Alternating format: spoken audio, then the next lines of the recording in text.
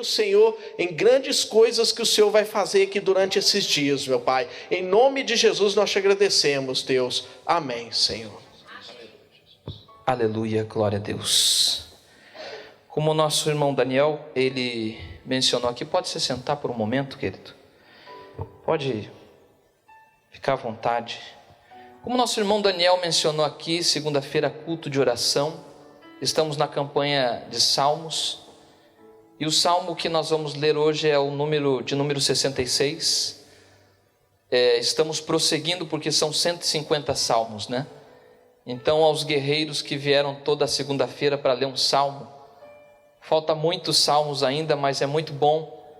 Eu acredito que os livros poéticos, essa linguagem de poesia, porque na verdade salmo é um livro também de cântico, de louvores a Deus, mas ao mesmo tempo tem a linguagem poética, né? Como os outros livros também de Provérbios, Eclesiastes, Cantares, o livro de Jó. São livros que levam histórias também, sentimentos, expressão de Deus, revelação, né? Salmos é um livro de revelação também, que fala acerca do Messias. Tem muitas passagens que falam acerca do Messias. E hoje nós vamos ler o Salmo de número 66.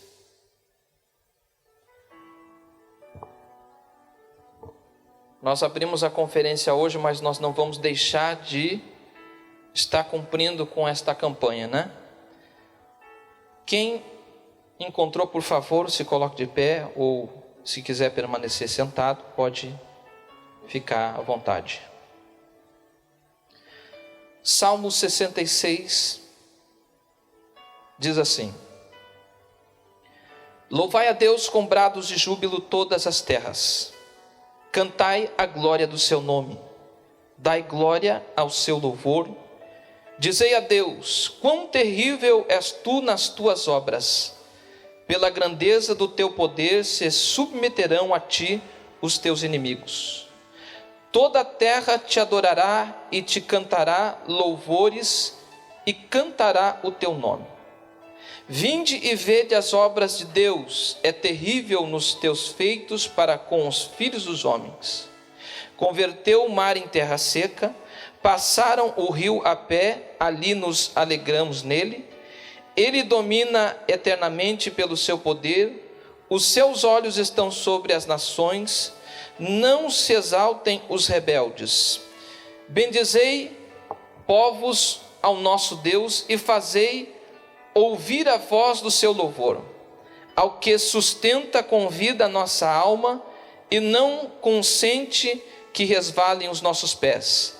Pois tu, ó Deus, nos provaste, tu nos afinaste como a fina prata. Tu nos meteste na rede, afligiste os nossos lombos, fizeste com que os homens cavalgassem sobre a nossa cabeça. Passamos pelo fogo e pela água, mas trouxeste-nos a um lugar de abundância. Entrarei em tua casa com holocaustos, pagar-te-ei os meus votos, que haviam pronunciado os meus lábios. E dissera a minha boca, quando eu estava na angústia, oferecer-te-ei holocausto de animais nédios com adorante fumaça de carneiros. Oferecerei novilhos com cabritos. Vinde e ouvi todos os que temeis a Deus, e eu contarei o que ele tem feito à minha alma. E ele clamei com a minha boca, e ele foi exaltado pela minha língua. Se eu atender à iniquidade no meu coração, o Senhor não me ouvirá, mas na verdade Deus me ouviu, atendeu a voz da minha oração. Bendito seja Deus, que não rejeitou a minha oração, nem desviou de mim a sua misericórdia. Amém, queridos? Pode se sentar em nome de Jesus. Amados, o interessante é que o dia que caiu esse salmo, que é o dia de hoje, faz menção acerca de milagres. Aqui nesse Salmo 66, há uma característica de que o autor é Davi, porém, não terem colocado ele como autor, e assim dizer que esse salmo é de autoria desconhecida, mas as características trazem a canção, as canções, os salmos de Davi. E neste salmo nós podemos perceber que do verso 1 até o verso 4, ele está ali glorificando a Deus, né? Dando glórias ao Senhor e também enaltecendo o poder de Deus. Ele destaca o poder de Deus. E entre meio desse salmo, ele cita algo, e eu acredito que no sentimento desse salmista, ele quer trazer algo que na verdade vai fazer diferença nos tempos em que ele estava vivendo. O que é? O milagre. Ele faz menção do milagre aqui nesse salmo. Ele lembra algo e ele diz assim: o Senhor converteu o mar em terra seca e passaram o rio a pé e ali alegramos nele. Quer dizer, o que significa que na verdade o milagre estava sendo trazido à memória acerca desse salmo, porque aquele que estava escrevendo esse salmo, acredito eu, que ele estava querendo que algo acontecesse demais, porque ele sabia o Deus que ele estava servindo. Aí ele faz menção da abertura do mar, que está escrito em Êxodo 14. E eu fui ver um pouco acerca da abertura de águas na Bíblia e encontrei não só essa abertura de águas. Nós conhecemos essa passagem quando o povo estava saindo do Egito. Vou fazer menção dela para nós interagirmos com a palavra. E ali, em um determinado momento, eles encontram o mar na frente e Faraó estava atrás. Aí o povo começa a reclamar a Moisés, dizendo assim: olha, Moisés, Senhor, você nos trouxe aqui para morrer no deserto, Moisés. Faraó está atrás, está furioso. O mar está à frente, e agora? E aí Moisés, ele diz uma palavra sobre o povo. Ele diz assim: aquietai-vos e sabei que o Senhor é Deus, Ele nos dará o livramento. Essa foi a palavra de Moisés. Aí quando o Senhor falou para ele assim: por que clamas a mim, Moisés? Diga ao meu povo que marche. O povo estava ali na incredulidade, porque muitas vezes a situação chega e nós olhamos essa situação e pensamos que nada pode acontecer. Parece até que nós nos esquecemos do Senhor.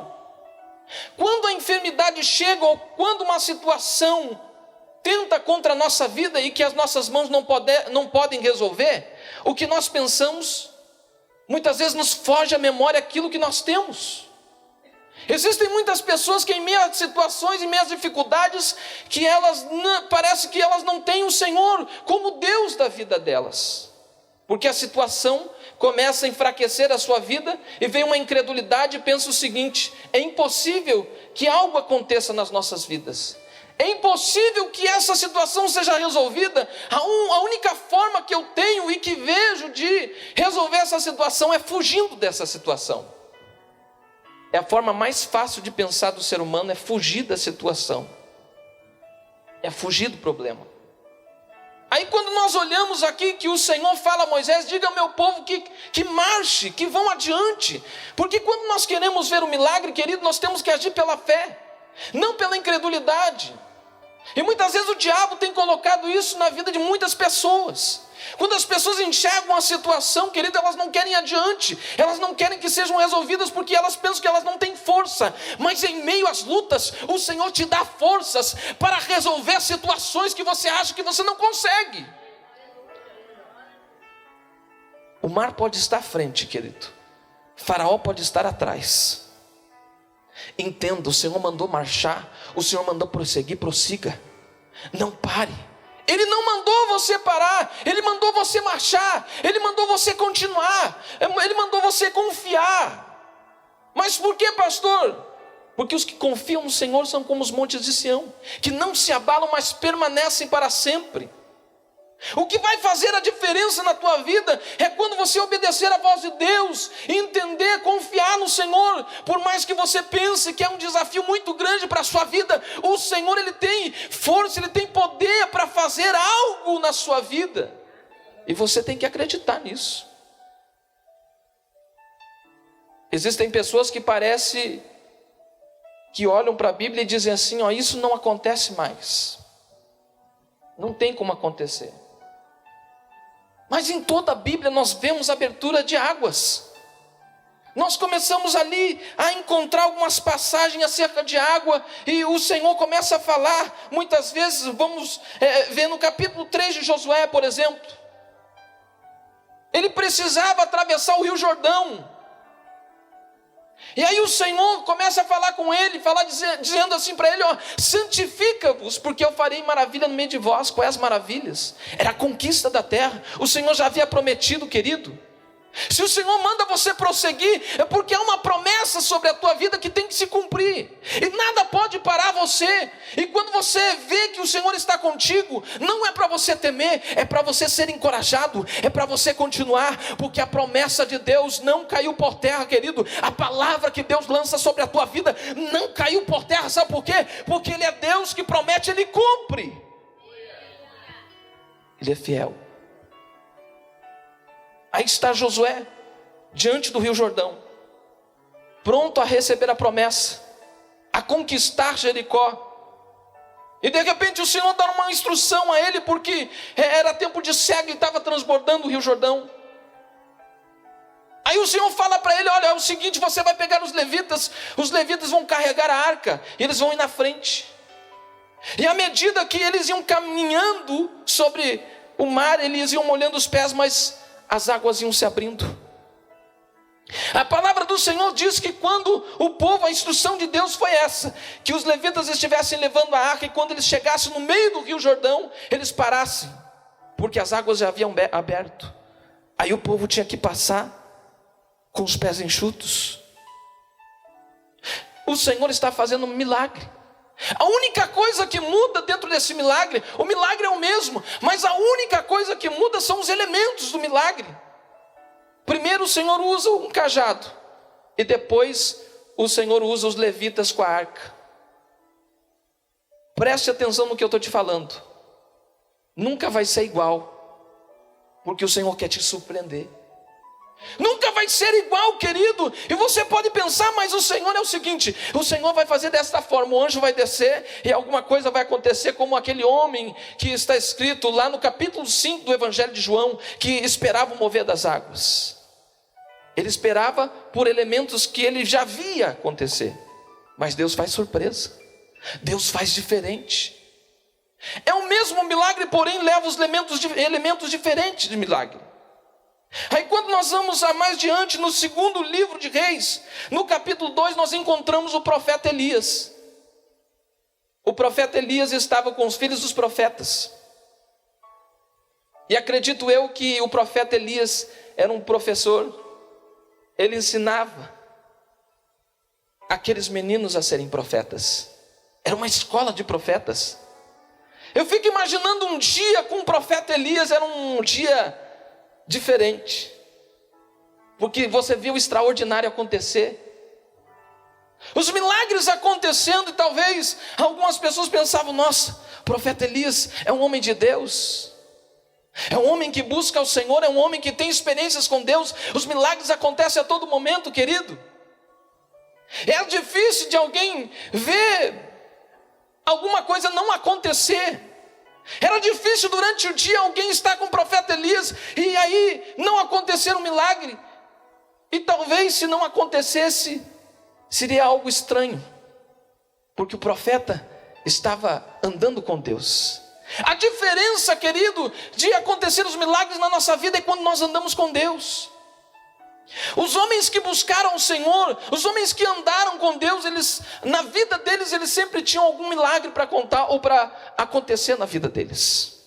É assim na nossa vida também. Quando nós andamos com o Senhor, quando nós buscamos a presença de Deus, querido, algo acontece, o milagre acontece. O Senhor, Ele começa a te mostrar que você tem que andar no sobrenatural, mas no sobrenatural em que você vai ver coisas diferentes, querido. Você vai passar por coisas, por situações, e aquilo não vai ser nada diante da tua vida, na fé em Cristo Jesus.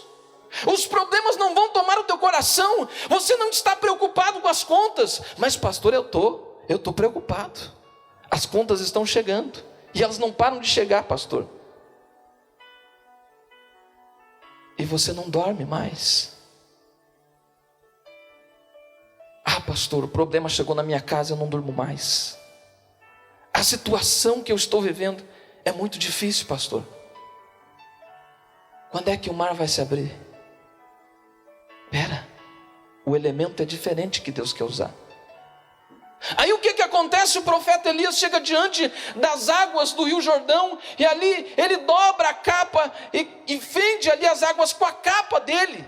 Ele fere as águas se abrem, e ali eles passam com os pés enxutos. E lá do outro lado, o profeta Eliseu, que ainda não era profeta, e ali estava sendo aluno, já sabia que alguma coisa ia acontecer com Elias. Ele não podia se separar, e Elias toda hora falava assim: eu vou ali naquele lugar, você fica aí. Não vou não, porque eu sei que alguma coisa vai acontecer, o Senhor vai ser tomado, e eu preciso ficar perto dele, eu preciso desta unção, eu preciso que algo aconteça. Aí então do outro lado, Eliseu pede algo para Elias, e Elias fala que é muito difícil, porque Eliseu pede porção dobrada do espírito de Elias.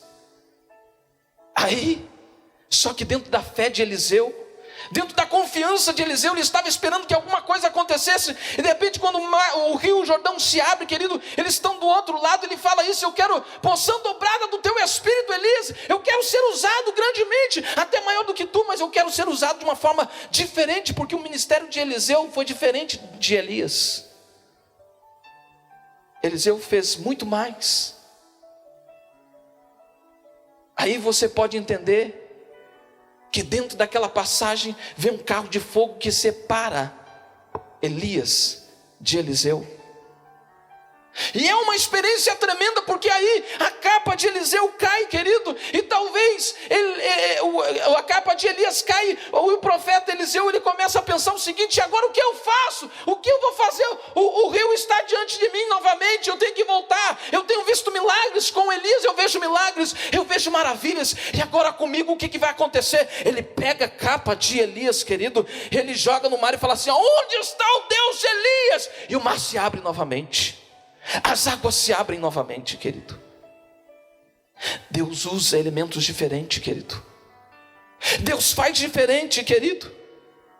O Senhor trabalha de uma forma diferente. É quando nós pensamos, querido, que nada vai acontecer, que há um limite sobre a nossa vida, e aí nós não temos mais saída. O Senhor começa a trabalhar de uma forma diferente. Você vai começar a ver sinais. O Senhor vai começar a se manifestar diferente com você, querido. Você vai começar a fazer coisas que você não fazia. Ah, pastor, eu tinha uma dor no joelho aqui, pastor, e não conseguia me agachar. Aí você vai começar a pular, você vai começar a correr. A tua esposa, os teus amigos, os teus irmãos vai começar a olhar: como pode ele estar correndo? Ele tem problema no joelho, ele tem problema na coluna. E o Senhor vai começar a te curar. O Senhor vai trazer milagres sobre a tua vida. O Senhor vai trazer sinais sobre a tua vida. É somente você crer. As águas têm que se abrir. Mas entenda que os elementos são diferentes. Os elementos que levam a forma com que Deus trabalha, o jeito com que Deus faz, não é o mesmo que nós pensamos. E nós temos o costume de escrever tudo no papel. Esse ano de 2017 não é errado, querido. Nós colocamos objetivos. O ano de 2017 que está chegando, né, no final de ano a gente faz, em cabeça, eu vou estar fazendo isso, eu vou estar fazendo aquilo. É muito bom fazer projetos, mas parece que nada daquilo que a gente escreve acontece, porque a tua vida está sendo escrita por Deus. A caneta que o Senhor tem é diferente da tua. Quando Deus escreve, borracha não pode apagar. Aonde Deus escreve, querido, não pode ser rasgado. Quando Ele escreve, não há rasuras. Ele escreve perfeito. Mesmo que você não venha entender o que está acontecendo com a tua vida, o Senhor, Ele já começou a operar. Mas pastor, e quando Deus não abrir o mar? Ele vai fazer diferente. Quando Deus Jesus não abrir o mar, querido, você vai entender que em Mateus 14, quando os discípulos estavam dentro do barco, aí apareceu um homem no meio do mar, em alto mar. Aí alguns discípulos pensaram que era um fantasma. O Pedro reconheceu, mas ficou meio em dúvida. E aí ele falou assim: olha, és tu, Jesus? Se és tu, me faz ir ter contigo sobre as águas. Quando o mar não se abrir, querido, Deus usa um elemento diferente, querido. Ele faz você andar sobre as águas. Não se preocupe, querido. Não fique pensando como é que o milagre vai acontecer. Milagre não se explica muitas vezes, se vive. Aí estavam os discípulos lá: é um fantasma. Aí quando disse que era Jesus, e aí Pedro, naquela ousadia toda, aí talvez a fé daqueles que estavam dentro do barco não é a mesma fé de Pedro, querido. Não era a mesma ousadia de Pedro. E estavam tentando puxar Pedro. Não vai não, você não sabe o que é. Se não vai se afundar, alguma coisa vai acontecer, querido. É sempre assim quando você tem fé. Quando você está buscando a Deus, muitas pessoas vão dizer que não. Muitos vão se levantar contra a tua vida e dizer que não, que você não vai alcançar, que não é de Deus. E quantas vezes a Bíblia fala sobre isso? O que fizeram com José? Quando ele contou o sonho, a Bíblia diz que o seu pai falou assim: como que nós vamos nos prostrar? Mas a Bíblia também fala que o seu pai guardou isso. Ele ficou quieto. Os seus irmãos começaram a sentir raiva, ódio, inveja dele, por ele ser o filhinho do papai, por ter ganhado capa, que ninguém tinha uma capa daquela, era tão bonita, uma túnica. E os irmãos começaram a olhar com outros olhos. E quando ele foi vendido, querido, ele foi levado para ser vendido, foi lançado no poço, foi vendido para os ismaelitas, como se não fosse nada, querido. Pode até ser que alguém olhe para você e diga que você não é nada, mas o Senhor, Ele sabe qual é o teu valor. Ele sabe qual é o teu valor, querido. Mesmo que o homem venha pensar o seguinte, que nada vai acontecer na tua vida, e por algumas vezes aconteceu isso comigo na minha vida, querido. Eu passei isso, eu posso falar sobre isso. Quando alguém disse para mim que eu não ia ser, quando alguém falou para mim que eu não era nada, isso eu ouvi dos meus irmãos, e parecia que quanto mais batiam em mim, mais eu amava os meus irmãos, porque eu entendia que aquilo simplesmente era uma forma, eram elementos que Deus trazia para me fortalecer. Mas como assim, pastora? Desunião? Não. A situação, querido, de quando se levanta a situação contra a tua vida, os problemas chegam, as dificuldades chegam, mas não é para você esmurecer, querido.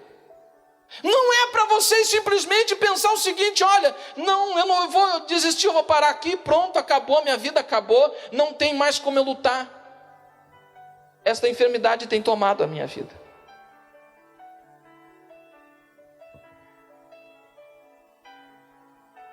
Se você tomar atitude pela fé, eu creio que o milagre vai acontecer. São 21 dias. Eu não agi pela psicologia, querido. Alguns fazem até campanhas de 21 dias. 21 dias de Daniel. Não é. Simplesmente Deus colocou no meu coração que eram 21 dias. Aí o nosso irmão Oséias estava falando sobre isso, que na psicologia, para você mudar um hábito, você precisa de 21 dias, né? Ou para você criar um hábito, precisa 21 dias. Eu não sei o que vai acontecer nesses 21 dias, querido, mas algo extraordinário Deus está fazendo. Porque nós estamos orando, e mediante esses 21 dias, ou seja, dentro ou fora deles, o Senhor está trabalhando, porque o Senhor está vendo a tua aflição, o Senhor conhece o teu choro, Ele sabe como você chegou aqui, dizendo: Senhor, eu quero ser curado. Ele vai te curar. Mas não pare. Continue. O elemento ele vai trazer sobre a tua vida, para que o milagre venha acontecer. Seja o cajado, seja uma capa, seja a arca, seja o que for. O que eu falo sobre isso, querido, que eles simbolizam, eles tipificam, querido, algo dentro da tua fé. Quando você vê que alguém, você nem conhece essa pessoa, e aí de repente vem essa pessoa e fala assim: olha, eu preciso te dar a oportunidade de emprego para aqueles que estão desempregados. Isso aconteceu já muito na minha vida, em situações, querido, que eu estava ali simplesmente orando, falando: Senhor, eu preciso de um milagre, Deus, eu não vou parar, eu vou continuar. A importância, querido, daqueles que querem receber o milagre é perseverar. Persevere, confie. É interessante isso. Você vai ver o resultado lá no final, querido. Só se você chegar até o final. Não pare agora. Ah, mas pastor, se levantou uma situação contra a minha vida, parei. Não tem mais como. Não. O crente não se aposenta, querido. Não existe aposentadoria para crente. Não. O crente tem que continuar. Continuar. Esses dias eu estava vendo no Facebook um bispo Manuel. Eu vi ele pregando, eu acho que ele tinha mais ou menos uns quase 80 anos. Ele estava pregando sobre Elias, ele dava cada pulo assim, no púlpito. E quando eu me recordo dele, eu acredito assim que é uma imagem que vem sobre a minha cabeça, de motivação e de exemplo. Nós temos exemplos. Nós não podemos parar, querido. Nós não podemos parar. Nós temos que continuar, porque a vitória está na perseverança, na fé, na confiança em Deus. Continue orando, porque Deus já está operando, querido. Aleluia. Vamos colocar de pé em nome de Jesus. Eu chamo a igreja a se colocar de pé. Algo interessante nesse salmo, querido, que ele enaltece, ele destaca o poder de Deus. E tem uma hora que ele fala de uma forma assim forte, eu acredito. Ele diz assim no verso 5: vinde e vede as obras de Deus, é terrível nos seus feitos para com os filhos dos homens. Quando eu olho para essa palavra terrível, eu encontro ela também quando Jacó teve a experiência. Ele dorme, ele coloca uma pedra sobre a sua cabeça e ali ele dorme. E ele tem um sonho de uma escada. Ele vê que algo acontece, esse sonho mexe com ele. E quando ele acorda, ele vê que aquele lugar é terrível. Mas por que terrível? Tem 2 adjetivos acerca dessa palavra. Terrível de temer. Ele é temível. Olha para o termo e diga assim: ele é temível. O primeiro adjetivo é que ele é temível. Quando as nações olham para ele e vê os milagres, eles temem, como aconteceu com o Egito. Então o que acontecer na sua vida, o milagre que Deus traz sobre a tua vida, traz temor sobre o coração das pessoas, porque as pessoas veem que o Senhor está agindo na tua vida. Agora o segundo adjetivo é que ele é invencível. Isso vem da palavra terrível. Ninguém pode vencer o Senhor. O inimigo pode tentar se levantar contra a tua vida, querido. Se o Senhor estiver na tua vida, não adianta, amado. O Senhor é terrível, o Senhor é poderoso, Ele é temível, Ele é invencível, querido. E nada pode vencer o poder de Deus. Vai se cumprir na tua vida. Ele é invencível, querido. Ele nunca perdeu uma batalha.